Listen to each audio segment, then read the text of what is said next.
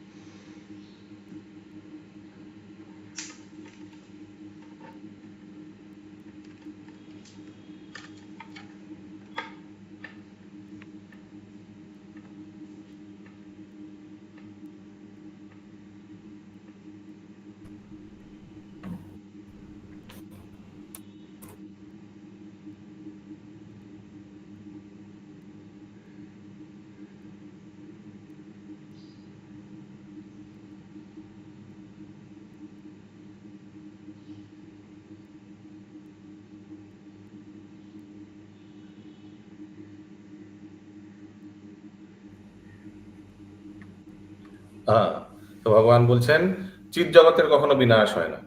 ওই জন্য কখনো যদি বলে যে कभी भी अगर भगवान बोलेंगे ना कि कथा में आएगा कि सृष्टि का आगे में भी मैं था, सृष्टि के बाद में भी मैं रहता हूँ, तो इसे क्या समझना है? सृष्टि माने क्या समझना चाहिए? भौतिक जगत, एकदम भौतिक जगत का सृष्टि के बाद भगवान बोल रहा है या प्रभुपाद जी बोल रहे हैं, ठीक है? क्योंकि भगवान का जो चीज जगत है वो तो हमेशा रहता है, तो उसका सृष्टि का प्रश्न ही नहीं उठता है, और विनाश का तो छोड़ ही दीजिए, कभी होता ही नहीं। চিৎ জগতের কখনো বিনাশ হয় না, তা ভগবানের অন্তরঙ্গা শক্তি সম্ভূত এবং নিত্য। ভগবানের বহিরঙ্গ প্রকাশ বা জড় জগতের লয় হয়ে যাওয়ার পরেও গোলক বৃন্দাবনে ও বৈকুণ্ঠ লোক সমূহে ভগবানের চিন্ময় লীলা বিলাস অপ্রতিহতভাবে चलते থাকে, विदाउट एनी ब्लॉकेज। यहाँ प्रलय हो रहा है, क्या क्या कुछ होते जा रहा है। भगवान के धाम में तो कुछ फर्क ही नहीं पड़ता, भगवान तो अपना लीला करते ही है उधर गोलक वृंदावन में। তা কালের দ্বারা প্রতিহত হয় না, কেননা চিৎ জগতে কালের কোনো अस्तित्व ही नहीं। ये जब जड़ जगत बनाया था उस समय काल इधर इंट्रोड्यूस किया गया था, काल टाइमिंग, ठीक है इंद्रावती माता जी। बट स्पिरिचुअल वर्ल्ड में इसका कोई है ही नहीं, कुछ काल बोल के, कुछ समय बोल के कुछ है ही नहीं, उधर घड़ी भी नहीं होगा।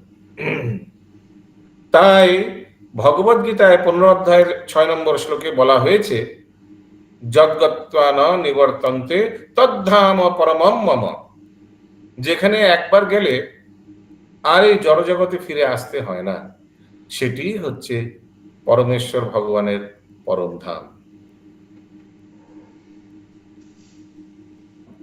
अगला श्लोक 54 नंबर। कृष्ण प्रभु जी, थोड़ा सा ये लाइन को क्लियर करें। जब गोलोक तथा उसके अतिरिक्त वैकुंठ जगत में आध्यात्मिक कार्यकलाप भौतिक काल से निर्बाध होकर चलते रहते हैं, एक जगह लिखे हैं चलते रहते हैं, उसी के बाद लिखता है क्योंकि आध्यात्मिक जगत में भौतिक काल का कोई अस्तित्व नहीं होता। उसीलिए चलते रहता है, उसीलिए तो चलते रहता है। भगवान का लीला कंटिन्यूअस चलते रहता है। यहाँ प्रलय हो रहा है, नया सृष्टि हो रहा है, फिर से प्रलय हो रहा है, आंशिक प्रलय हो रहा है, पूरा प्रलय हो रहा है, ब्रह्मा जी का पूरा आयु खत्म हो गया, सब चला गया अंदर। लेकिन उधर स्पिरिचुअल वर्ल्ड में कोई फर्क नहीं, वहां तो भगवान का लीला चलते ही रह रहा है। अब अप्रतिहत भावे चलते থাকে মানে विदाउट एनी रुकावट, बिना रुकावट चलते रहता है। ভগবানের চিন্ময় লীলা বিলাস অপ্রতিহতভাবে চলতে থাকে। তা কালের দ্বারা প্রতিহত হয় না। मीन्स ऐसा नहीं कि भगवान की लीला टाइम फैक्टर है, ठीक है। अभी बस हो गया, ब्रह्मा जी की एक दिन आयु हो गया, भगवान अभी आप अपना लीला थोड़ा स्टॉप कीजिए, उधर प्रलय चल रहा है, भगवान थोड़ा रुक जाइए, ऐसे कुछ नहीं है। उधर इनफाइनेटली ता काले द्वारा निर्बाध पृथ्वी माने होता, बिना बिना कोई रुकावट का ना बाटे, भौतिक बिना काल रुका से निर्बाध। पृथ्वी होता।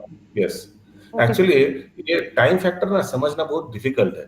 कभी कभी बोल जाता है ना कि भगवान के धाम में टाइम फैक्टर कुछ है ही नहीं। हम लोग एक्चुअली यहाँ टाइम फैक्टर से अभ्यास है ना हम लोगों का। 6 बजे क्लास है, 12 बजे क्लास है, फिर 1 बजे हम लंच खाएंगे, 3 बजे हमको फिर से क्लास लेना है, 4 बजे इधर जाना है, सब सब टाइमली होता है ना।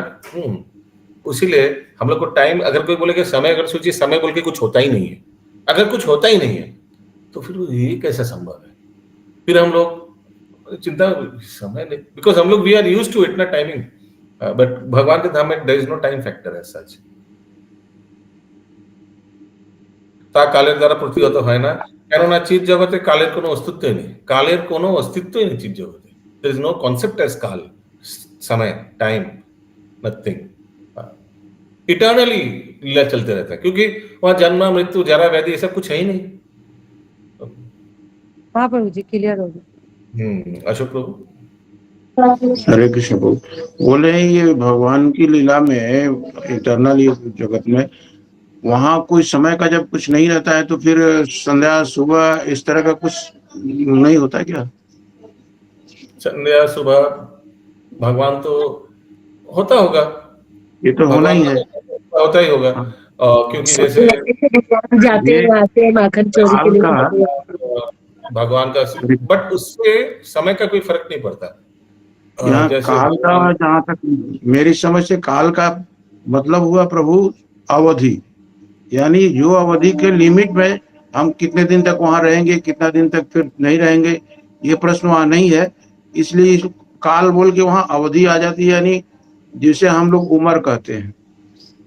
काल तो माने उम्र, माने आप बोल रहे हैं कि काल माने उम्र, कोई अनलिमिटेड उम्र। अच्छा, हाँ, हिरण्मय वहाँ कोई गगन, ये नहीं है कि यही तक रहना है उसके बाद चले जाना, ऐसा कुछ नहीं है। वो भी एक कंपोनेंट है। आप जो बोल रहे हैं हाँ ना, वो हाँ। भी एक कंपोनेंट है काल का, कि अच्छा अच्छा। लिमिटलेस टाइम, आपका आयु लिमिटलेस, यही बोलना चाह रहे हैं ना। हाँ हाँ। That is one of the factor. Yes, Hiranmay Gaurang प्रभु। हरे कृष्ण प्रभु जी। तो मुझे मालूम होता है कि उधर रात्रि नहीं है, कल दिन ही है।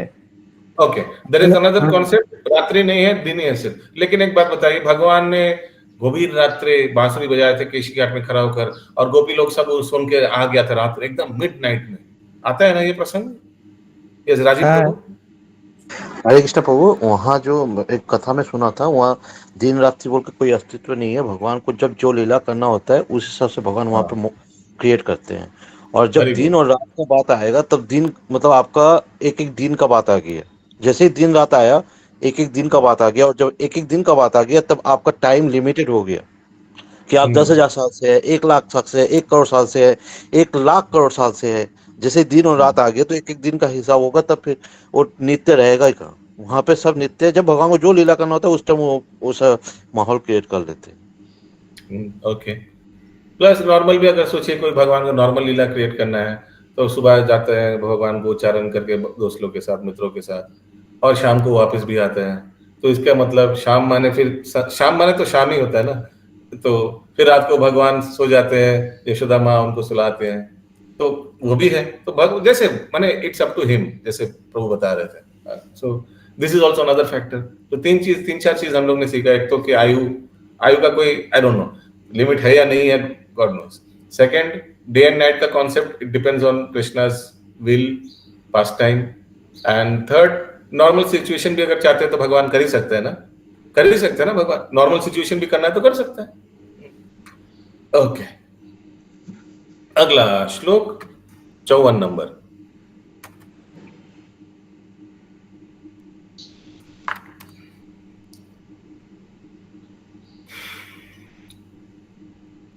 ऋतेर्थम यत् प्रतीयेता न प्रतीयेता चात्मनि तद विद्यात आत्मनो मायम यथा भासो यथा तमा। अनुवाद: আমি ব্যতীত, মেরে ইলাওয়া বা কিছু সত্য বলে প্রতীয়মান হয়, আমি ব্যতীত যা কিছু সত্য বলে প্রতীয়মান হয় তা হচ্ছে আমার মায়া শক্তি। মেরে ইলাওয়া কুছ ভি হ্যায় তো মায়া হ্যায়। কেননা আমি ব্যতীত কোনো কিছুই অস্তিত্ব থাকতে পারে না। এটি ঠিক অন্ধকারে প্রকৃত আলোকের প্রতিফলনের মতো।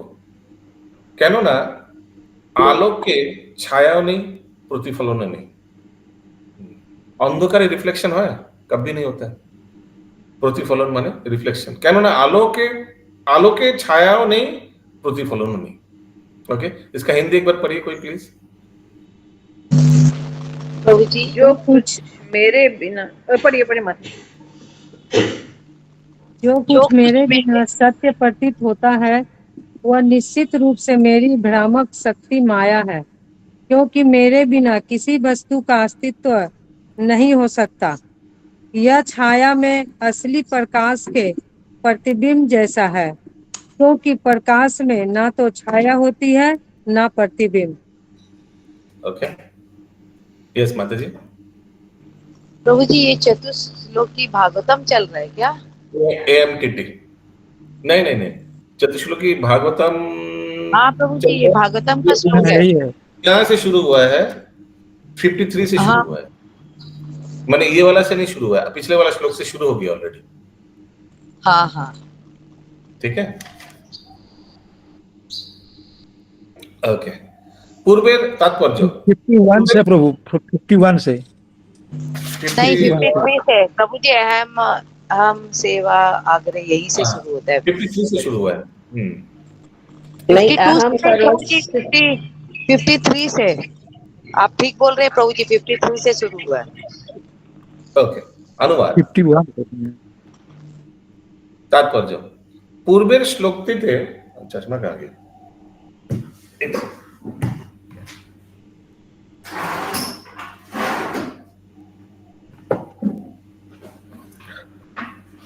পূর্বের শ্লোকটিতে পরম তত্ত্ব এবং তার প্রকৃতি সম্বন্ধে বিশ্লেষণ করা হয়েছে। পরম সত্যকে যথাযথভাবে জানতে হলে আপেক্ষিক সত্যকেও জানতে হবে। আপেক্ষিক মানে রিলেটিভ ট্রুথ। আপেক্ষিক সত্য, যাকে মায়া বা জড়া প্রকৃতি বলা হয়, তার বিশ্লেষণ এখানে করা হয়েছে।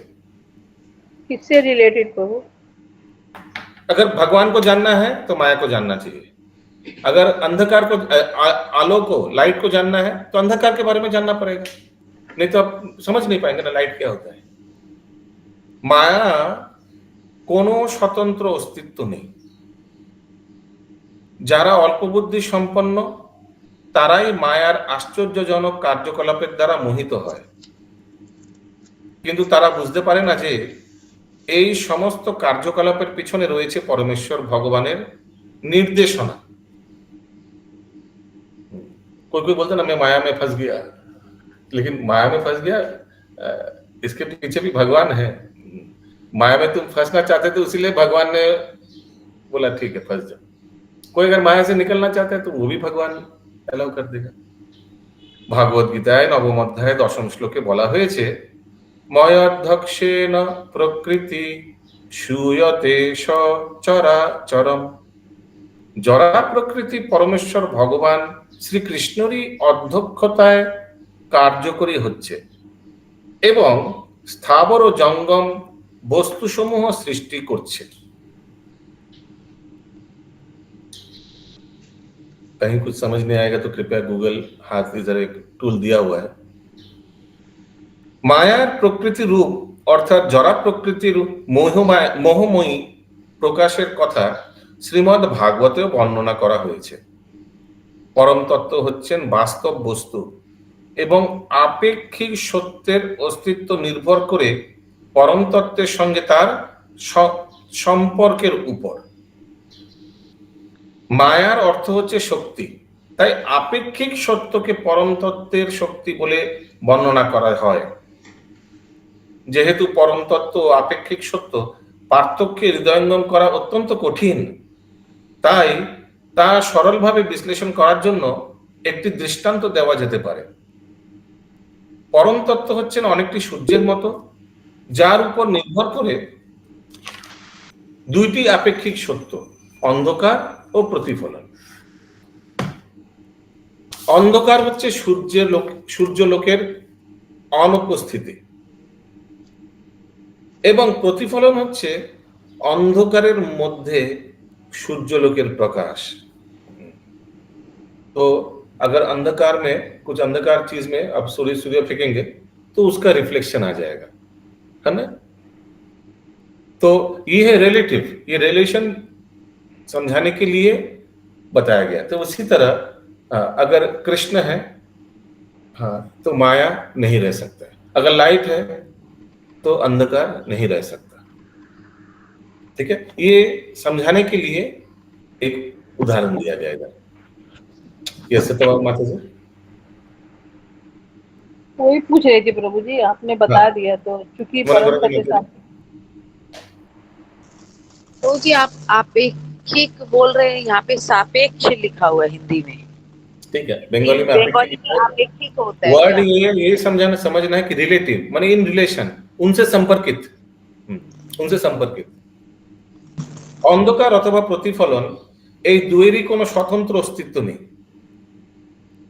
रिफ्लेक्शन बिना लाइट का रिफ्लेक्शन हो सकता है? नहीं। लाइट नहीं रहेगा तो फिर अंधकार होगा, तो अकेला कुछ नहीं है। সূর্যের আলোক যখন প্রতিহত হয় তখন অন্ধকারের সৃষ্টি হয়। প্রতিহত মানে उसको जब अंदर माने सूर्य के आलो का अगर कोई आप रोक देंगे तो फिर डार्कनेस आएगा। যেমন কেউ যখন সূর্যের দিকে মুখ করে দাঁড়ায় তখন অন্ধকার থাকে, তার পশ্চাৎ ভাগে अगर सोचिए मैं सूर्य को फेस कर रहा हूं तो अंधकार कहां रहेगा? मेरे पीछे।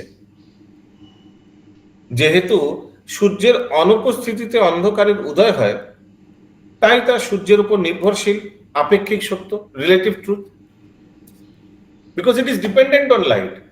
Darkness is dependent on light. Darkness अकेला का कोई अस्तित्व नहीं है। চিৎ জগতে প্রকৃত সূর্য রশ্মির সঙ্গে তুলনা করা হয়েছে, আর জড়জগৎকে সূর্য লোক বিহীন অন্ধকারের সঙ্গে তুলনা করা হয়েছে। জড়জগৎকে যে খুব সুন্দর বলে মনে হয় তার কারণ হচ্ছে তার সূর্যলোকের মতো উজ্জ্বল परम तत्वेर विकृत प्रतिफलन, उसीलिए सुंदर लगता है जड़ जगत को, लेकिन है विकृत प्रतिफलन, डिस्टॉर्टेड रिफ्लेक्शन। वेदांत सूत्रे এই সত্য প্রতিপন্ন হয়েছে। এখানে যা কিছু দেখা যায় তা বাস্তব বস্তু রয়েছে পরমে, इसका ओरिजिनल फॉर्म उधर में है, भगवान के धाम में जो भी कुछ देख रहे हैं हम लोग। অন্ধকার যেমন সূর্য থেকে বহু দূরে অবস্থিত, তেমনি জড়জগতে চিৎজগৎ থেকে বহু দূরে অবস্থিত। বৈদিক শাস্ত্র আমাদের নির্দেশন প্রদান করেন যে আমরা যে অন্ধকার আচ্ছন্ন মানে তম রাজ্যের প্রতি আকৃষ্ট না হয়ে परम तत्त्वेर उज्जवल ज्योतिर्मय राज्य माने जोगी धामे उन्नीत हुई। तो शास्त्र यही बताते हैं कि हम लोग ये अंधकार वाला जगत में ना फंस जाए, इसमें ज्यादा हम लोग आकर्षण ना हो, जो उज्जवल वाली जगत है यानी भगवान का जो धाम है उसमें हम लोग का रुचि रहे। शास्त्र यही बताते हैं। तो आध्यात्मिक जगत की तुलना वास्तविक सूर्य प्रकाश से की जाती है, भौतिक जगत की तुलना अंधकार ग्रस्त क्षेत्र से की जाती है जहाँ सूर्य की दृष्टि गोचर नहीं होता। भौतिक जगत में सूर्य का दृष्टि गोचर नहीं है तो सूर्य नहीं दिखाई देते। अरे अरे अरे ये एक एनालॉजी दिया है, जैसे चित जगत आलोकित माने चित जगत में सब माने जहां आलो रहता है वहां तो अच्छा रहता है ना, तो इसीलिए शास्त्र यही बताते हैं कि चित जगत के लिए आकर्षण होना चाहिए व्यक्ति का, ये अंधकारमय जड़ जगत माया का जगत में नहीं। ओके, इसको समझाने के लिए ये यूज किया गया है। क्लियर है? अगला पैराग्राफ, चित जगत उज्जवल ज्योतिर द्वारा उद्भासित किंतु जड़ जगत সম্পূর্ণ অন্ধকারাচ্ছন্ন। যেহেতু জড়জগৎ হচ্ছে অন্ধকারময়, তাই অন্ধকারকে দূরীভূত করার জন্য সূর্যের রশ্মি, চন্দ্রের কিরণ বা অন্যান্য বিভিন্ন রকমের কৃত্রিম আলোকের प्रयोजन है। External light is needed. हाँ, लेकिन भगवान का जगत वो तो हमेशा ही एकदम भगवान का ब्रह्म ज्योति से पूरा एकदम आलोकित, ऑलवेज एफल्जेंट। हम लोग का जगत जो है एकदम अंधकार है, लेकिन इसको लाइट जलाने के लिए अशोक प्रभु एक सूर्य दिया गया है, एक चंद्रमा दिया गया है। एक्सटर्नल थिंग, अपने अपने अपने से dark, on its own it is dark. So एक एक्सटर्नल वस्तु दिया गया है इसमें लाइट, रोशनी डालने के लिए। सोचिए आप जो अभी रूम में बैठे हुए हैं, आप लोग अगर जितना भी ट्यूबलाइट और खिड़की सब बंद किया जाए, ट्यूबलाइट सब खोल दिया जाए, तो नेचुरली रूम क्या होगा? Room is dark naturally. लेकिन रूम को अगर आलोकित करना तो एक्सटर्नली कुछ एक बल्ब लगाना पड़ेगा, ट्यूब लगाना पड़ेगा, या खिड़की खोलना पड़ेगा। তাই পরমেশ্বর ভগবান সূর্য রশ্মি বা চন্দ্র কিরণের ব্যবস্থা করেছেন, কিন্তু ভাগবত গীতায় 15 অধ্যায় 6 নম্বর শ্লোকে বর্ণনা করা হয়েছে যে তার ধামে এই ধরনের কোনো সূর্য রশ্মি, চন্দ্র কিরণ বা কৃত্রিম বৈদ্যুতিক আলোকের প্রয়োজন হয় না, কারণ সেই ধাম স্বজ্যোতিতে उद्भाषित। स्वज्योति माने अपने शरीर का ज्योति से वो भगवान का धाम आलोकित है, कोई एक्सटर्नल बल्ब का दरकार नहीं है। যা আপেক্ষিক, অনিত্য এবং পরম তত্ত্ব থেকে বহু দূরে অবস্থিত তাকে বলা হয় মায়া বা অজ্ঞান। এই মায়া দুভাবে প্রকাশিত হয়, যা ভাগবত গীতায় বর্ণিত হয়েছে। নিকৃষ্ট স্তরে মায়ার হচ্ছে জড় পদার্থ এবং उत्कृष्ट स्तरे माया होच्छे जीव। ठीक है, माया दो प्रकार का माया है। एक है जड़ पदार्थ जो पूरा 100% मैटर है, जैसे ये मोबाइल, ये चश्मा का ढक्कन पूरा 100% जड़ है। और उत्कृष्ट माया क्या है? जीव। क्यों? क्योंकि पूरा माया नहीं है, इसमें एक परमात्मा, एक आत्मा भी है ना, वो तो स्पिरिचुअल है। यस, इंद्राणी माता जी, क प्रकार माया है?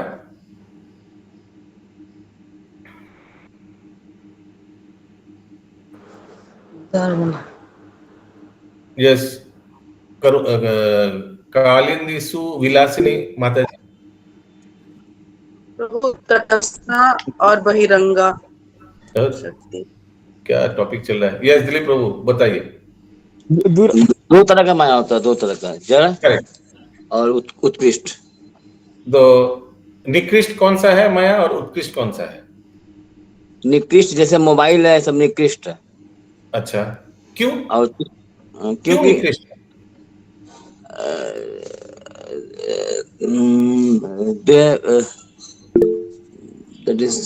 क्योंकि 100% पृथ्वी जल अग्नि वायु आकाश से बना हुआ है ये। हाँ, ये लेकिन आप दिलीप प्रभु, आप क्या सिर्फ पृथ्वी जल अग्नि वायु आकाश से बना हुआ है? नहीं। हाँ, बोल मेरा बाहर का जो शरीर है वो बना है, लेकिन मेरे अंदर में एक आत्मा है जो पूरा चिन्मय है, जो चिन्मय है, जो भगवान का अंश है। उसीलिए मैं माया हो सकता हूं, लेकिन मैं उत्कृष्ट माया हूं। उत्कृष्ट माने बेटर, हायर। हायर बोलते हैं ना, उत्कृष्ट माने हायर। और निकृष्ट माया क्या है? ये जड़ वस्तु है, पूरा 100% मैटर, पृथ्वी जल अग्नि वायु आकाश से बना हुआ है। आगे এখানে জীবকে মায়া বলে বর্ণনা করা হয়েছে। यस माता जी। प्रभु जी, लेकिन शक्ति रूप में तो हर चीज में रहते हैं ना, वो जड़ पदार्थ में भी तो शक्ति रूप में, तो वो कैसे फिर? हाँ, शक्ति रूप में है, बट निष्क्रिय, that is more like a निष्क्रिय, इनएक्टिव। माने एक अचल, एक सचल। इट्स मोर लाइक अचल। ये इसको अगर कोई आप इसको अगर हटाना है तो कोई एक व्यक्ति को आकर इसको उठाकर हटाना पड़ेगा, नहीं तो ये तो ऐसे ही बैठा रहेगा। चेतना नहीं है प्रभु जी, एकदम। এখানে জীবকে মায়া বলে বর্ণনা করা হয়েছে, কারণ তারা জড়জগতের মহাচ্ছন্ন পরিকাঠামোয় বা কার্যকলাপে বিজড়িত হয়ে পড়েছে। यहाँ जड़ जगत के कार्यकलाप में ही हम लोग पूरा फंस चुके हैं, उसीलिए हम लोग को माया बोला गया। दिस इज अनदर डेफिनेशन है, ठीक है। প্রকৃত পক্ষে জীব মায়া নয়, কেননা তারা পরমেশ্বর ভগবানের উৎকৃষ্ট শক্তির অংশ, এবং তারা যদি না চায় তাহলে তাদের মায়াচ্ছন্ন হতে হয় না, है ना। आप माया में रहेंगे या नहीं रहेंगे ये किसके हाथ में है? ये तो हम लोग के हाथ में है। चिन्मय राज्ये जीवेर कार्यकलाप मायाच्छन्न नয়। भगवान के धाम में जब जीव रहता है तो पूरा 24 आवर डिवोशनल सर्विस, 24 घंटा। তা হচ্ছে মুক্ত আত্মাদের প্রকৃত ও নিত্য কার্যকলাপ। Always devotional service. मुक्त आत्मा, नित्य आत्मा जो उधर रहता है, eternally liberated soul, they are always serving the Lord, never in maya. Yes माता जी बोलिए। प्रभु जी एक जगह यहाँ दिया हुआ है, निकृष्ट माया जड़ पदार्थ है, श्रेष्ठ माया जीव है। हाँ। अरे नीचे वाला लाइन में दिया हुआ है जीव माया नहीं है। ये दोनों थोड़ा सा, दोनों को अलग अलग लीजिएगा, दोनों को मिक्स मत कीजिएगा, दोनों को आइसोलेटेड लीजिए। पहला वाला सेंटेंस में क्या बोल रहा है? माया दो प्रकार का, एक उत्कृष्ट माया, एक निकृष्ट माया। उत्कृष्ट माया कौन है? जीव। क्यों? क्योंकि इसमें इनके अंदर में तो, हमारे अंदर में तो परमात्मा है, सॉरी आत्मा तो है जो भगवान के अंश है। पूरा तो 100% पृथ्वी जल अग्नि वायु आकाश नहीं है। लेकिन निकृष्ट माया क्या होगा? ये जो क्या बोले इसको, ये जो केला है, निकृष्ट माया पूरा पृथ्वी जल अग्नि वायु आकाश से बना हुआ है। कुछ इसमें आत्मा है क्या? नहीं है। भगवान के अंश है क्या? नहीं है, ठीक है। और दूसरा में क्या बोला गया? दूसरा लाइन में जो आपने पढ़ा उसमें लिखा है माया नहीं है। এখানে जीव के बॉन्ड, हाँ जीव माया नहीं है। क्यों? क्योंकि जीव के अंदर में उत्कृष्ट शक्ति है। वो चाहता है तो 100% वो कृष्ण कॉन्शियस बन सकता है, 100% बन सकता है, उसका हाथ में है। मोह छोड़ मत। वो बोलता है ना, प्रभुपाद जी को पूछता है ना एक शिष्य, Prabhupada ji how much time will take to be in fully Krishna consciousness, how much time will a person take to perfect his life. ऐसे प्रभुपाद जी को कोई पूछता है कि एकदम चिन्मय स्तर पहुंचने के लिए कितना समय लग सकता है एक व्यक्ति को? प्रभुपाद क्या बोलते हैं? प्रभुपाद जी बोलते हैं वन मोमेंट, वन मोमेंट, एक सेकंड में आप चाहते हैं तो आप you can become Krishna consciousness. फिर प्रभुपाद जी बोलते हैं haven't you heard in Bhagavad Gita what Krishna says? आपने सुना नहीं? भगवद गीता में क्या बोलते हैं भगवान? One moment. तो मनुष्य शरीर में ही भगवान मनुष्य शरीर इसलिए दिए है, उसे सोचने समझने की शक्ति होती है, मैं ये कार्य करूं या ना करूं। यस। प्रभु जी एक में शरीर को लेकर के बोला जा रहा है कि उत्कृष्ट माया ना, और एक में केवल हमारे सच्चिदानंद शरीर आत्मा को बोला जा रहा है, वो स्थिति को बोला जा रहा है। इसलिए दोनों को मिक्स नहीं करना चाहिए, उसको आइसोलेटेड स्टेट में लेना, दोनों को अकेला अकेला जज कीजिए। मिक्स करिएगा तो फिर डिफिकल्ट हो जाएगा। यस बंकिम प्रभु। हम बोल रहे हैं कि आपका क्लास में बैठ रहा है, आपका क्लास सुन रहा है, ये उत्कृष्ट माया है। लेकिन बैठ रहा सुन रहा है लेकिन माइंड नहीं दे रहा, मन नहीं दे रहा है, वो निकृष्ट माया हो सकता है? पहली बात तो माया है ही नहीं, चैतन्य चेतन क्लास है।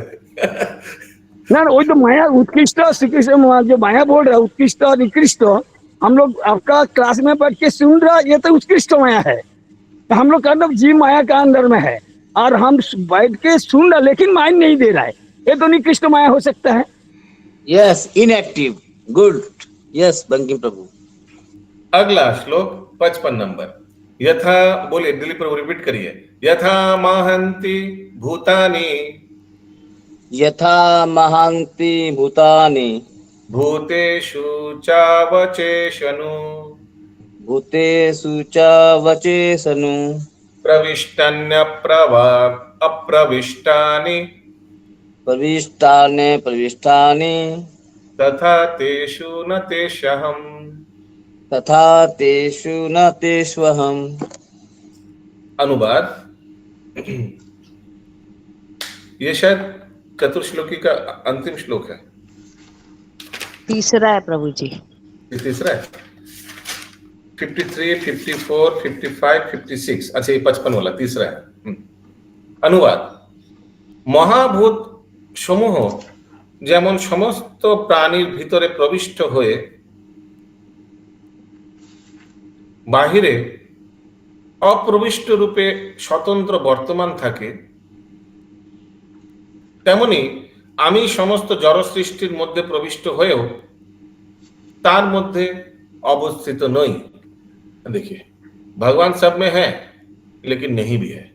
भगवान ने सबके अंदर प्रवेश किया है परमात्मा रूप में, क्षीरोदक्षय विष्णु रूप में, लेकिन भगवान क्या है? नहीं, भगवान तो अपने धाम में है, गोलोक वृंदावन में।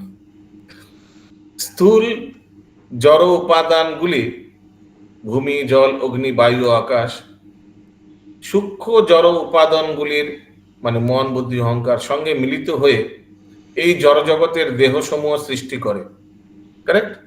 কিন্তু লেকিন তাহলেও এই উপাদানগুলি এই দেহগুলির থেকে स्वतंत्र।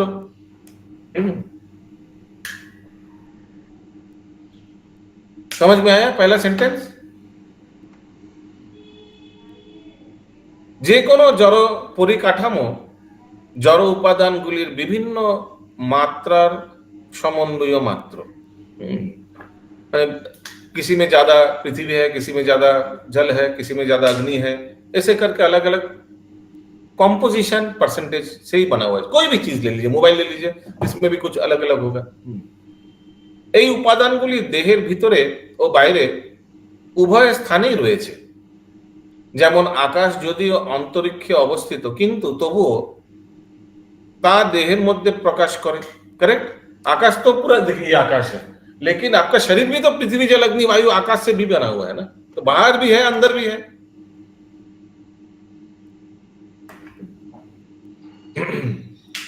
তেমনি সমস্ত জড় শক্তির পরম কারণ পরমেশ্বর ভগবান জড় জগতের ভিতরে ও বাইরে বিরাজমান করেন, करेक्ट?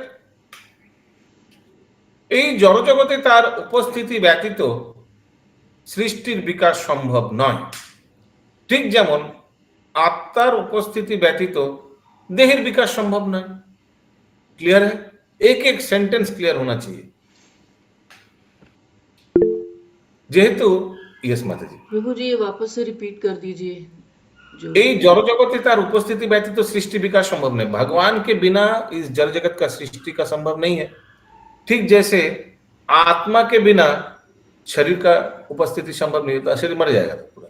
तो इसके 2 लाइन ऊपर भी बता दीजिएगा। 2 लाइन ऊपर, तो लाइन बोलने से अच्छा रहता। ने पढ़ा ना अभी कि भौतिक जगत के भीतर उसकी उपस्थिति के बिना यह विराट शरीर विकसित नहीं हो सकता। विराट शरीर तो भगवान का होता है ना। यही तो बताए हैं प्रभु जी, अभी जो प्रभु जी समझाए हैं यही तो समझाए हैं जो आप पढ़ रहे हैं, जो निर्गुणा नीलम्बरी माता जी पूछी। अच्छा, এই জড় জগতে তার উপস্থিতি ব্যতীত সৃষ্টির বিকাশ সম্ভব না। ওখানে विराट शरीर दिए आप लोग का, ठीक है? तो भगवान का विराट शरीर में क्या है? एवरीथिंग इज देयर, है ना? विराट शरीर माने क्या? भगवान के विराट शरीर माने जिसमें पूरा सब कुछ इस जड़ जगत में जो भी व्यक्ति सब एवरीथिंग इज इनसाइड विराट शरीर, करेक्ट? वही तो विराट शरीर बोलता है ना। तो लिखा है इस जड़ जगत में तार उपस्थिति व्यतीत सृष्टि विकास संभव नहीं। भगवान के उपस्थिति के बिना इस जड़ जगत का तो सृष्टि विकास हो ही नहीं सकता। तो भगवान को तो आना पड़ता है जड़ जगत में, नहीं तो सृष्टि विकास ही नहीं होगा। भगवान पुरुष अवतार रूप में सृष्टि करता है, पालन करता है ना? करता है ना? और उसके बाद क्या उदाहरण दिया? ठीक जैसे आत्मा के बिना शरीर का उपस्थिति का कोई सवाल ही नहीं उठता है। आत्मा को उठा लीजिए, शरीर तुरंत मर जाएगा। आत्मा को हटा दीजिए, तुरंत शरीर का अस्तित्व नहीं रहेगा। वो पांचों चीज में मिल जाएगा। पृथ्वी जल अग्नि वायु आकाश सब एक दूसरे सब मिल जाएगा। क्रिश्चियनिटी में एक कहावत है ना, क्या भाग्यराधा माता जी है, dust to dust ashes to ashes, ऐसे कुछ कहावत है ना, करुणा राधे माता जी, समथिंग लाइक दिस ना। I don't know. Dust to dust ashes to ashes सब एक मिल जाएगा। अगला, हाँ आगे, যেহেতু পরমেশ্বর ভগবান পরমাত্মা রূপে সমস্ত জড় সৃষ্টির মধ্যে প্রবিষ্ট হন, তাই এই জড় সৃষ্টির অস্তিত্ব বিকাশ সম্ভব হয়। পরমেশ্বর ভগবান তার সর্বব্যাপক পরমাত্মা রূপে মহত্তম ও ক্ষুদ্রতম সমস্ত স্তরের মধ্যেই प्रविष्ट हन, समस्त स्तर मध्य। ऐसा नहीं कि बड़ा वाला साइज जीव में रहेगा भगवान, छोटा वाला साइज जीव में नहीं रहेगा। नहीं, मच्छर के अंदर में भी भगवान है, हाथी के अंदर में भी भगवान है परमात्मा रूप में। যারা বিনয়ের মহৎ গুণের দ্বারা ভূষিত এবং তার ফলে ভগবানের শরণাগত, তারাই সর্বত্র ভগবানের উপস্থিতি উপলব্ধি করতে পারেন। যারা বিনয়ের महत गुणेर द्वारा भूषित, माने जिनका जैसे सतगुण में जो स्थिति है वही इसको समझ सकता है कि भगवान हर एक व्यक्ति में विराजमान है, हर एक वस्तु में विराजमान है। Only devotees can understand. शरणागतिर मात्रा अनुसारे पारमार्थिक तत्व उपलब्धि है। तो जिनको ज्यादा शरणागत है, जो ज्यादा शरणागत भक्त है, उनको कृष्ण तत्व एकदम क्रिस्टल क्लियर समझ में आता है, और जो कम शरणागत भक्त है उनको थोड़ा टाइम लगता है, थोड़ा कुछ समझ में आया, थोड़ा थोड़ा नहीं आया, ऐसे कुछ।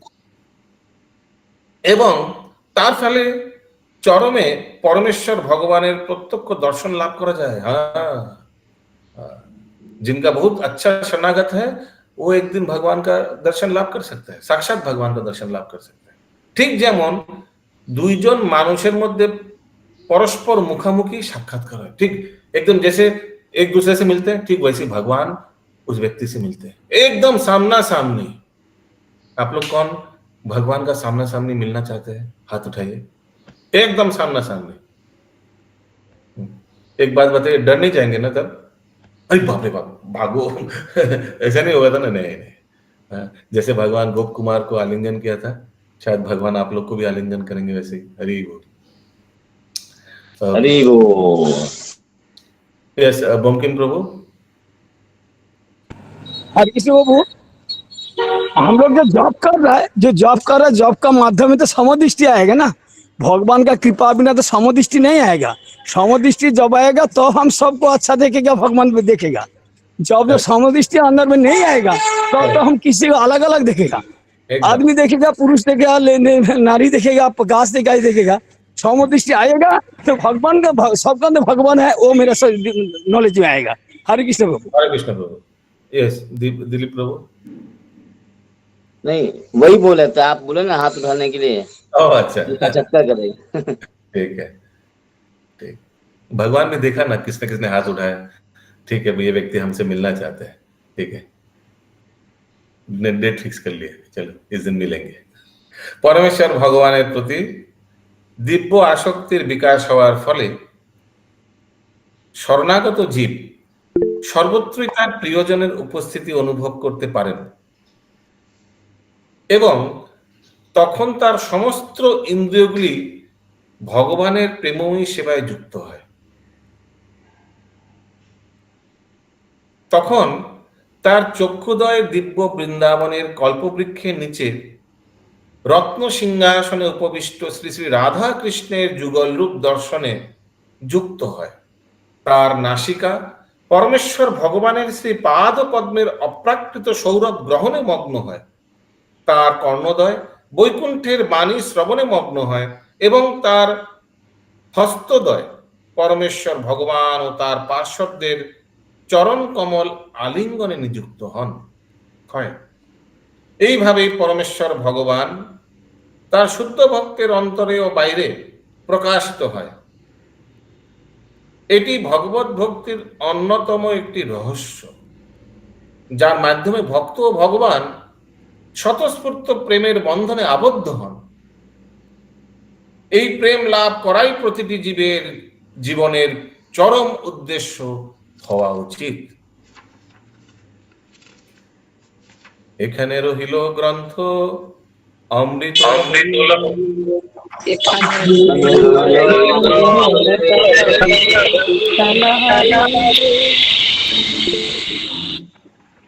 বদন ভরিয়া সবে বল হরি হরি।